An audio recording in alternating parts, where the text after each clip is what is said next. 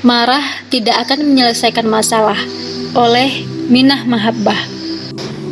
Marah adalah fitrah yang Allah berikan kepada setiap manusia.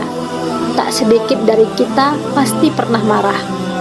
Akan tetapi, sebisa mungkin kita mampu menahan marah. Islam memerintahkan kita untuk menahan marah, dan orang-orang yang bisa menahan amarahnya dan memaafkan kesalahan orang lain. Quran Surah Ali Imran ayat 134. Ayat tersebut menjelaskan bahwa mengendalikan marah adalah salah satu sifat orang-orang yang bertakwa, dan akan lebih utama lagi jika kita mampu memaafkan kesalahan orang yang membuat kita marah. Terkadang menahan marah itu tidak mudah, namun kita senantiasa berupaya menahannya dengan cara bersabar dan memaafkan. Jika sesuatu itu diselesaikan dengan marah, maka tidak akan ada penyelesaiannya. Yang ada malah tambah masalah. Karena itu, kita butuh cara-cara agar mudah mengatasi marah. Cara agar kita bisa mengatasi marah, yang pertama, berlindung kepada Allah Subhanahu wa Ta'ala agar terhindar dari setan yang terkutuk. Jika kita sedang marah, maka berlindunglah kepada Allah Subhanahu wa Ta'ala dan banyak istighfar, karena setan tak akan pernah berhenti untuk menggoda manusia. Yang kedua, berwudu. Jika kita sedang marah, maka segeralah untuk berwudu. Rasulullah SAW pernah bersabda yang diriwayatkan oleh Ahmad dan Abu Daud, sesungguhnya marah itu berasal dari setan, dan setan diciptakan dari api, dan api hanyalah dapat dipadamkan dengan air. Apabila di antara kalian marah, hendaklah berwudu. Yang ketiga, diam. Diam itu lebih baik, walaupun kondisi ingin marah, tetapi kita berusaha untuk menahannya dengan diam.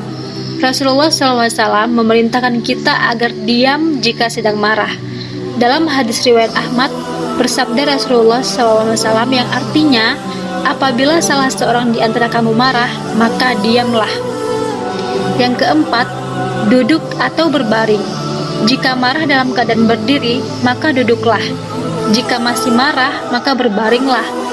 Rasulullah SAW mengajarkan kepada kita, apabila sedang marah dalam berdiri, maka duduklah. Bila duduk saja masih marah, maka berbaringlah. Yang kelima, mengingat pahala menahan marah. Janganlah marah dan kamu mendapatkan surga. Hadis riwayat Tabrani. Dalam hadis riwayat Ibnu Majah, sabda Rasulullah yang artinya, tidak ada menahan diri yang lebih besar nilainya di sisi Allah melebihi menahan diri dari amarah yang dilakukan oleh seorang hamba untuk mencari ridho Allah. Yang keenam, merenungkan dampak dari marah. Yang ketujuh, mengingat pahala memaafkan seseorang. Menahan marah merupakan salah satu sifat orang-orang yang bertakwa. Bahkan lebih utama lagi jika memaafkan kesalahan orang yang membuat kita marah.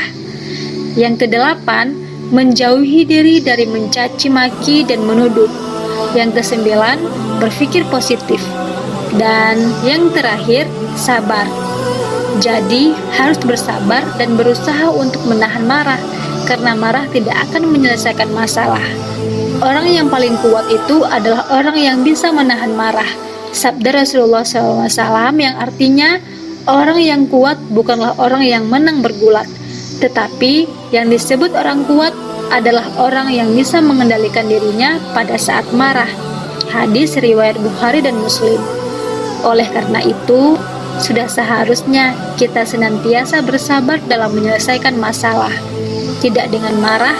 Semoga dengan cara-cara di atas kita mampu menahan marah. Amin. Apapun masalahnya, dihadapi dengan lapang dada. Selesaikan tanpa marah.